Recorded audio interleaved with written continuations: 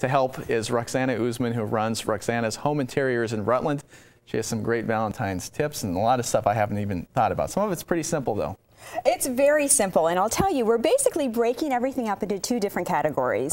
The first category are for single people, not necessarily committed, looking to do something very romantic, and the other category we'll talk about later tonight, which are the married couples, maybe children at home. So this is for the single people or if you're dating? That's right, and I'll tell you, it's kind of tough because when you're dating, there's a lot resting on Valentine's Day. And I'll tell you, my #1 tip for gentlemen: Cupid does not shop at the local pharmacy for Valentine's gifts, and neither should you. So let's start with this. Let's just envision an exhausting day at work. You don't know if your boyfriend has remembered if it's Valentine's Day or if he remembered to get you anything. So you walk home and you're surprised, right? Exactly. This is chilling on the counter. If you don't like champagne, you can get California sparkling wine. You can get Italian Prosecco. You've got 2 crystal glasses, strawberries. How perfect is that? And it sounds so simple, but it's kind of the small touch that people forget. Absolutely. That's bang for your buck right there. And the strawberries also, in addition. The second is also simple, doesn't cost a lot of money, and it's a book. Doesn't cost much at all. This is actually something that I received from my husband, and it was when we were dating. We had gone on vacation, and I'm certain that he picked up this book at a secondhand store, so it was not the value in the actual book, but he inscribed something to me that to this day, when it is on the bookshelf, I walk by and it brings a smile. So gentlemen, if she's going to become a wife someday, you want something like this on the bookcase, and if it's not a book, certainly a love letter. A love letter, you've got the champagne, candles. You have to have candles on Valentine's Day. Absolutely. This is one of my 2-minute centerpieces. You just gather all the candles, you put them on a silver tray. They don't have to match. They don't even have to be the same color. Put them on a tray and you've got a centerpiece. What I love about this too is a lot of guys, I think we immediately think, oh, got to go to the florist. Absolutely. And this is an alternative to getting the traditional flowers. And you probably have that at home. You probably do. Save some money. Absolutely.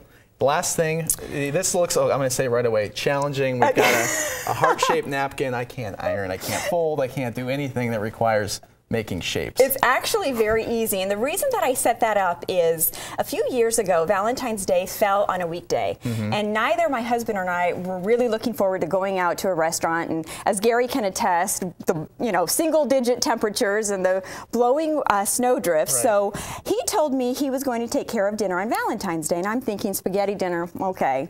And actually, we're both from Chicago, so he FedExed food from our favorite restaurant and had it delivered on Valentine's Day. Wow. I didn't know restaurants will do that. They must have been shocked that he was making a request like that. Well, actually, this is somebody that they specialize in FedEx dinners because there are a lot of us homesick Chicagoans and we're looking for comfort food, so it was a perfect option. And in fact, that has become our tradition, and we look forward to it. Is it cheap? No, but it costs about the same as going out for a nice dinner with a bottle of wine. It's comparable. It's absolutely comparable. All right. Well, it sounds like you've got quite the husband. You came up with the book, the dinner. You would think that, wouldn't you? What a guy. What a guy. Also, I hear a great husband, Stacy tells me. Yeah, well, I hope I still have the receipt to the pharmacy so I can return that gift.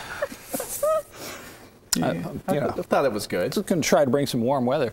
Not today, though. Highs only in the upper teens, low 20s. The wind going to make it feel a little colder. Just a chance for a few snow showers right up near the Canadian border. All right. Well, coming up in our next half hour, Ruxana will be back with some tips for married couples. Gary tells us he also will be shedding some more light on his Valentine's Day plans, right? Really? Stay tuned for that. I've heard that.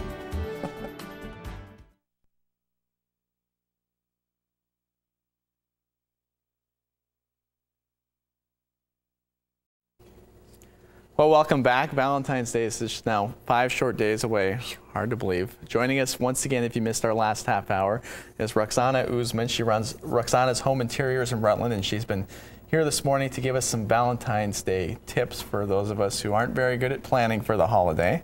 And this segment we're talking about is married couples. That's right, for the Valentine impaired, is that right? For the Valentine impaired. As you know, Valentine's Day red roses are at a premium. Expensive. Very expensive, and you do kind of have to think ahead of time in terms of scheduling delivery.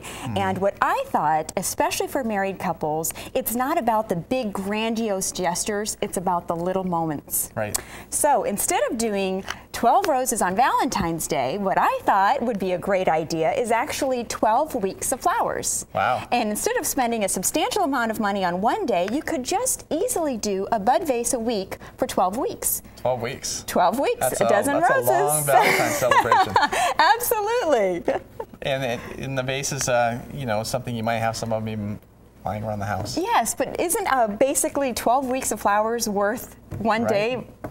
It's like 12 days of Christmas. Absolutely. Now, these are just some love notes, and again, small gestures very often as opposed to something once a year. And you can actually buy little notes like this that open up? You can buy these, you can make these. Essentially, these just have cute little love quotations in them, and you can tuck them in a lunchbox, you can take them onto a coffee maker, or in my husband's case, onto the computer monitor. I love you not only for what you are, but for what I am when I am with you.